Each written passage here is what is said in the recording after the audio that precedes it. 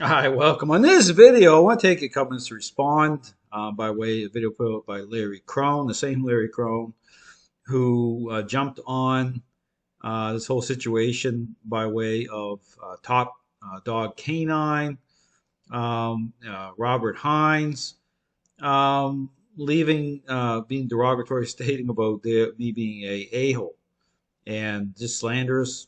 And here in this video, again, this popped up on my good timing here. This has popped up on my feed. And this is Crone talking about, I'm going to talk about this because, again, this is a public video. Again, I'm going to provide some context here. Considering the state of the dog training world, understand the dog training world is a mess. Those identified as balanced dog trainers are in agreement with approaching training as a learning-based exercise. Again, I talk about dealing with dogs that have gained a level of control in the relationship, dogs that are expressing control. And so the situation here, he's talking about, taking this dog in on a board and train type of situation, but very interesting. So pay attention here. I'm going to talk through this because I talk about dogs coming in on a board and train situation where the perceptions are already gone sideways. They're holding control in their relationship with their owner. And you'll see dogs that will not even won't eat food for 2 or 3 days. Dogs that have hit that tipping point level where everything's contaminated through with control that way. And so when the owner is stepping away from the relationship that way, leaving a dog by way of a board and train, that's why I'm very careful with board and trains, making sure the owner is involved, okay, in that process because it's all about them. Okay, understand that the reason relationship is sideways in the first place is because it originated the problem with the owner, how they're connecting their emotions. Some of these dogs have a high level of social need, the 1 percentile dog, and so they're coming for help. And so typically, you want to invest in change through like home visit sessions would be the preferred option. But again, if I do a board and train, it's certainly I'm stopping it with at the 2 week mark because there needs to be a intersect point. Okay, the focus needs to shift to the owners, and then the owners need to be involved in the process. But here's the other thing, but with the right method. Okay, understand that the method that is creating change needs to come through a intentional interaction based process, reconciling the control and influence into a process. Changing perception of dogs the right way. Again, talk about the issue about taking the path of a intervention, a type of power play by way of the right conversation. I just put out a series of videos, 6-part series. Encourage you to watch those. But here's the thing: we talk about these board and train situations where it's not the right method. Okay, control and influence are not reconciled. Trainers that are superficially motivating dogs to respond, such as balanced dog trainers, typically using treats. And very interesting because, again, we talk about how things wash out so fast for people when, the dog goes back into the home environment and the owners are adopting the same process, which for them, okay, is going to be a problem, right? Based again on what it represents, because those two core ingredients I talk about, influence and control, are not part of it that way. It's not a interaction based methodology. They're adopting, okay, just like a parenting style. It's not the authoritative parenting style. And so at the social level, I talk about the social needs of dogs. This process can wash up very fast. And again, great money for dog trainers, not so great for the owners. But understand, this panders to a certain audience at the same time because, you talk about the optics of things here, even in terms of dogs like right here. Okay, I'm going to play some of this video. So here's situation. Larry Crone's taking this dog. He's talking about the problems right away. This dog shutting down and it's not pooping and peeing. Okay, so that's a sign. Understand, that's a sign. So I talk about the dog not eating for 2 or 3 days. That's a sign of a dog gaining a higher level of control. And so what you need to do is the integrity of that process needs to hold together the right way. Okay, dogs will get very stubborn. I deal with this all the time in terms of housebreaking. People will tell me, say, Dale, the housebreaking is a mess because you take the dog outside, the dog might go. Some dogs will retain, a certain level of urine for the express purpose of expressing control. Okay, very interesting because as changes happen in the right way, guess what happens? Take the dog outside, the dog will fully express the amount of urine in their system. Okay, you'll see certain things that is going to indicate. But then dogs will lock down, okay? Because understand when the dog is going from the individual dropping the dog off into your home, connecting through relationship with a dog trainer who has a certain personality type, okay, it's going to be a little bit of a adjustment to say the least, because it becomes a power play anyway. Okay, but here, pay attention to how Crone deals with this situation, and we'll talk about this. So, this dog that isn't pooping and peeing for him, okay? So, let's play this. Nice job, Hazel. All right, so it's our first morning. It's a little... So right away, okay, okay, right away, it's like, you should look at this. I talk a lot about this, like, where's this dog right now? Out in front on a flexi leash, okay? Out in front, it's very Zach George, like, out in front on a flexi leash. So this happens too when you get a dog with a high level of control issues. It becomes a problem when you start to intentionally bring this dog right beside you in what's called the heel position. Again, bring a dog under intentional control and influence, right? Because the dog challenge is going to rise up, okay? But that's what the dog needs to be, okay? It needs to, again, the right language. Everything needs to come together the right way to align to make sense to the dog. Clarity through, right, the right language of the method, influence and control, reconcile through how you're interacting. That's not happening here, right? So typically then what happens is, oh, now this is a problem. This dog is really kicking up, through certain interactions. So then the accommodation, I talk about the themes of bribery, negotiation, accommodation. And typically what dog owners will do, they'll let the dog go in front because it'll seem better. But the question you need to ask is, why does it seem better? Right? Because what you're doing is you're giving not just at a physical level, but you're allowing the dog to gain control. You're not coming into a intentional interaction based method where it's lining up that way. That's why dogs don't want to be right beside the individual, right? Because they have a problem with that because of what that represents, okay, by way of that type of power play. It's going to turn into a type of power play. That's where the dog needs to be. Not just there, but in all sorts of, aspects of, of this type of situation. But here he's got this dog out in front, so the dog's going to seem better, right? It's not better. Understand that, this is the thing about control, right? Fulfillment, contentment the wrong way. You see this all the time. It seems like better, but you're not fixing anything. Understand you're taking the path of least resistance, so to speak, because you're like, okay, let this dog go in front. But let's hear what else he has to say. After 9 a.m., Hazel got here at 12:30 in the afternoon yesterday, and has not peed or pooped until just now. I don't care about the pooping; that's pretty common. So just now. Because this is where the dog ends up walking you, because it's all about, everything's contaminated. Understand, everything becomes contaminated from a relationship problem. You talk about, that's why I talk about dog owners walking your dog, right?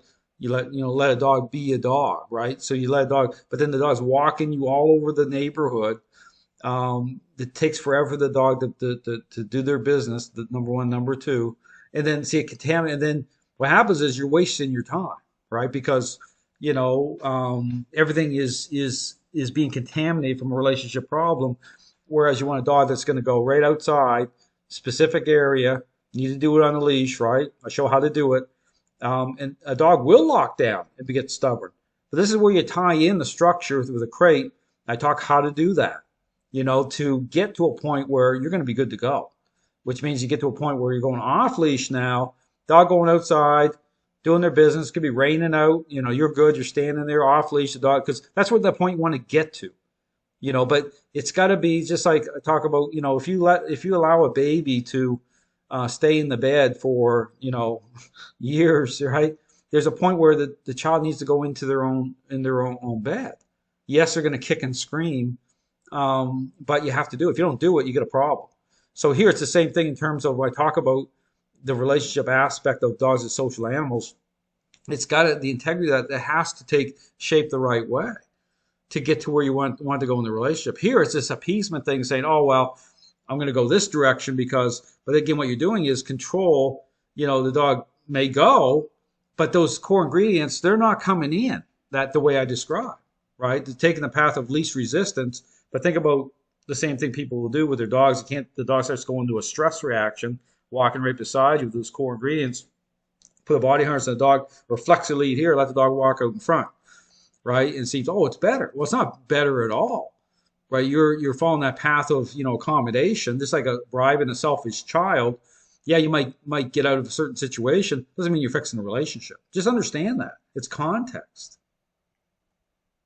For a lot of dogs when they get dropped off, but I don't like when they're so shut down they won't even pee. And she said, I don't like it when it's so shut down. That's a sign this dog's at a higher level. Okay. So he's taking a different path, because I understand balanced dog trainers ask themselves the question, how they align. Okay, what's their idea about training? It's by way of using treats, right? Motivating dogs to respond in the middle of a relationship problem. Superficial responses, I talk about that, right? It's not defined to what I talk about. So they'll again, this is why you see this these type of situations where they're engaging this way. I tried late into the night, and when I got her up this morning, took her in the yard and figured she'd pee right away. She didn't, so I gave her some time, got her on the flexi, and just let her do this. So she starts coming to life a little bit. So interesting word, coming to life, right? So understand that as the dog gains control or maintains some control, yeah, they're going to come to life. So this even comes to the whole issue about how dogs appear. When you go through a process and those core ingredients are in there the right way, a dog is going to look depressive for a certain period of time. It's temporary.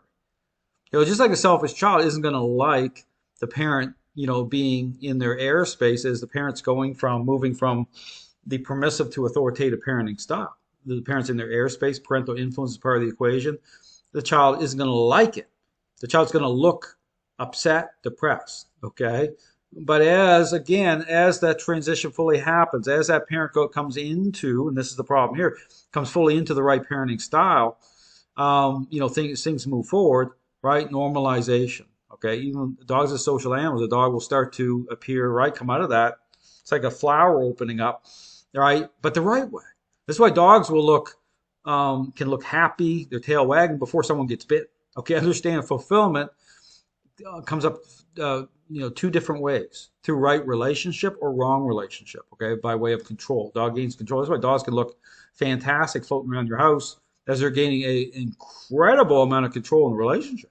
And this is that disconnected statement. Well, my dog seems pretty good, except the pretty good part is the deceptive appearance of of control as the dog gains fulfillment and control, and the accept part is the truth, right, of certain interactions where you're bringing control over a dog and now you're seeing it, like getting your dog to walk right beside you. Okay, bring a dog under intentional control through the leash for the walk. This is the opposite here. So here, this shows you the trainer that's in a pickle here, and he's trying to find a way out. And she just peed and pooped. So that's good. So you're saying that's good, right? But this is supposed to be about relationship change. Okay, this is so superficial, right? This is just about, I need to get this done. But this is why I talk about exercise not fixing the dog either necessarily. You could tire a dog out, and you get to a place of the dog is more agreeable, but just because they're tired. Just like you can wear out a selfish child, it's the same type of thing. But there's no rules here. Just let her explore and move and sniff and just be a dog. Just be a dog. But like pandering, right, to a certain audience, because certain people going with, oh, this is fantastic. But understand something here. Your role, like how the process itself is defined, is absolutely critical. So she's starting to get a little pep in her step now. A little pep in her step. But I just wanted her to go to the bathroom. That's it. That's it. Well, it's more than just that's it. Okay, understand that when dogs start shutting down and stuff, you're coming in, it's like that's the fork in the road. Understand that's the thing. When you hear some of these trainers bottom out with some dogs. So this is a great thing. I encourage people to pay attention to see how this goes down. But here's the thing about these assessments too, when they get to the end of the road, is a lot of times it's so superficial because there's those core ingredients, they're not there. Right. So, this whole thing about how these trainers define success to them is superficial anyway.